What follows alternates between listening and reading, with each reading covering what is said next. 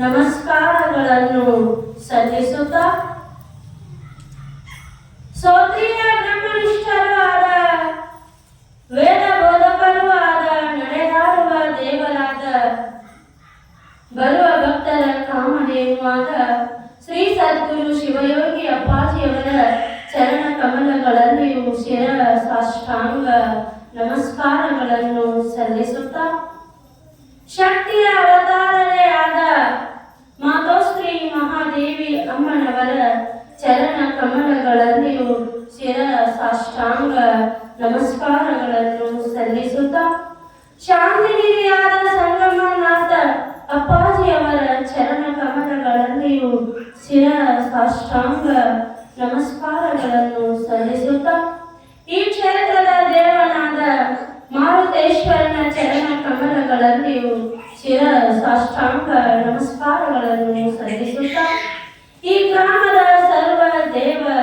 ದೇವತೆಗಳ ಚರಣ ಕಮಲಗಳಲ್ಲಿಯೂ ಶಿರಸಾಷ್ಟಾಂಗ ನಮಸ್ಕಾರಗಳನ್ನು ಸಲ್ಲಿಸುತ್ತಾ ಈ ಬ್ರಹ್ಮ ವೇದಿಕೆಯ ಮೇಲೆ ಆಸೀನರಾಗಿರುವ ಪಡದಯ್ಯ ಮಹಾಸ್ವಾಮಿಗಳವರ ಚರಣ ಕಮಲಗಳಲ್ಲಿಯೂ ನಮಸ್ಕಾರಗಳನ್ನು ಸಲ್ಲಿಸುತ್ತಾ ವಿರೂಪಾಕ್ಷಯ್ಯ ಮಹಾಸ್ವಾಮಿಗಳವರ ಚರಣ ಕಮಲಗಳಲ್ಲಿಯೂ ನನ್ನ ನಮಸ್ಕಾರಗಳನ್ನು ಸಲ್ಲಿಸುತ್ತಾ ಶ್ರೋತ್ರಿಯ ಬ್ರಹ್ಮನಿಷ್ಠರು ವಯೋವೃದ್ಧರು ವೇದ ಬೋಧಕರೂ ಆದ ನನ್ನ ಜ್ಞಾನದ ಗುರುಗಳಾದ ಆನಂದ ಶಾಸ್ತ್ರಿ ಅಪ್ಪಾಜಿಯವರ ಚರಣ ಕಮಲಗಳಲ್ಲಿಯೂ ಶಿರ ಸಾಷ್ಟಾಂಗ ನಮಸ್ಕಾರಗಳನ್ನು ಸಲ್ಲಿಸುತ್ತಾ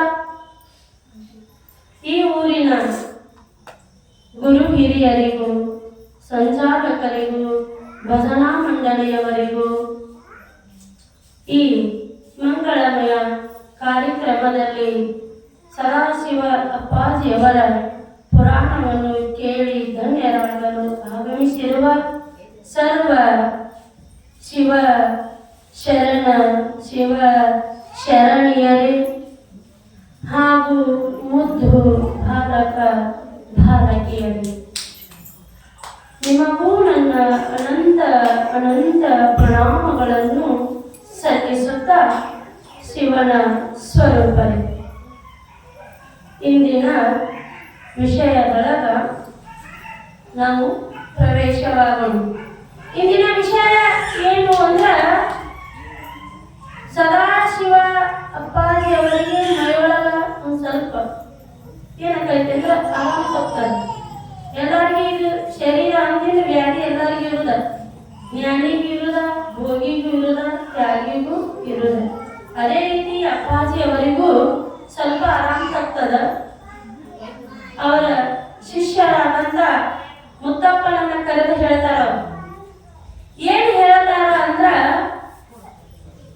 ನನಗ ಆರಾಮ ತಪ್ಪದ, ನನಗ ಭಿಕ್ಷಾ ಮಾಡಾಕ ಹೋಗುದು ಆಗಂಗಿಲ್ಲ, ನೀನ ಆ ಜಂಬಗಿ ದೇಸಾಯಿ ಅವರ ಊರಿಗೆ ಹೋಗಿ ಅವರಿಂದ ಹಿಂಗ ಅಪ್ಪಾಜಿ ಅವ್ರಿಗೆ ಹೇಳಿ ಕಳಿಸ್ಯಾರ, ಮತ್ತ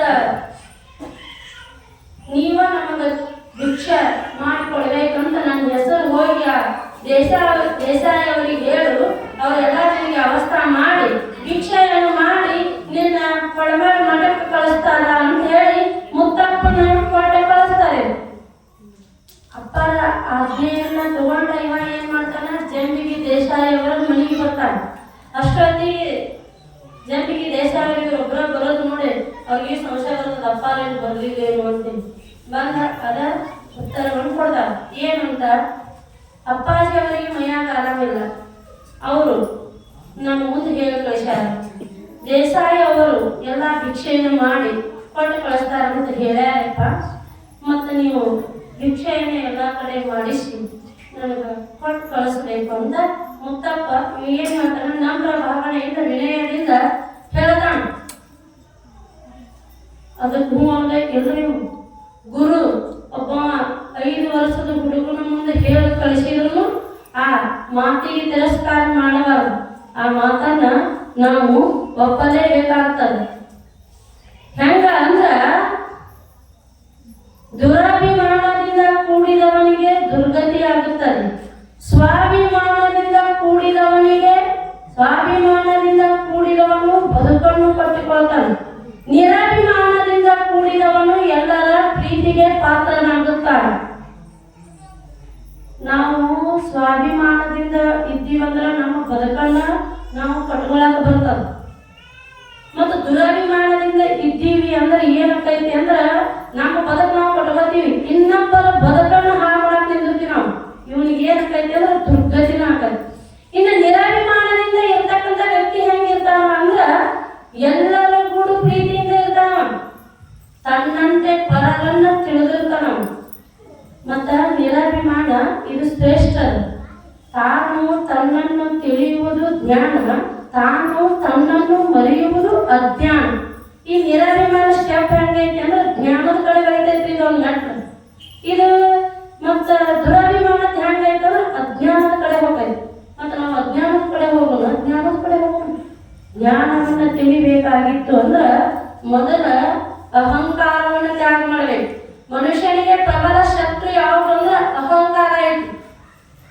ಆ ಜಂಬಲಿ ದೇಸಾಯಿ ಮುತ್ತಪ್ಪನಿಗೆ ಆತನ, ನಿಮ್ಮ ಗುರುಗಳ ಬಂದಿಲ್ಲ ಅಂದ್ರೆ ಯಾರು ಭಿಕ್ಷಾ ಸರಿಯಾಗಿ ಮಾಡಂಗಿಲ್ಲ, ನಾ ಭಿಕ್ಷೆಯನ್ನು ಮಾಡಿ ನಿಮಗೆ ಕೊಡಂಗಿಲ್ಲ, ಹೋಗಿ ಹಿಂಗ ಹೇಳಪ್ಪ ಮುಂದೆ ಹೇಳಿ ಕಳಿಸ್ಬಿಡ್ತಾನ. ಮುತ್ತಪ್ಪ ಮಂಡಕ್ಕೆ ಸೊಪ್ಪು ಮಾಡಿ ಇಟ್ಕೊಂಡು ಬರ್ತಾನ.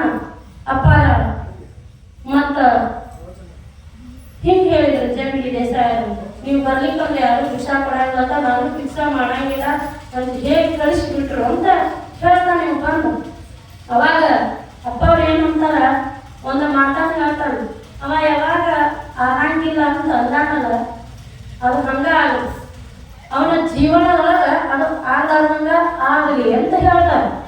ಮುಂದಿನ ಅಪ್ಪಾಜ ವಿಸ್ತಾರ ಮಾಡ್ತಾರೆ. ಏನು ಅಂದ್ರ ಎಲ್ಲ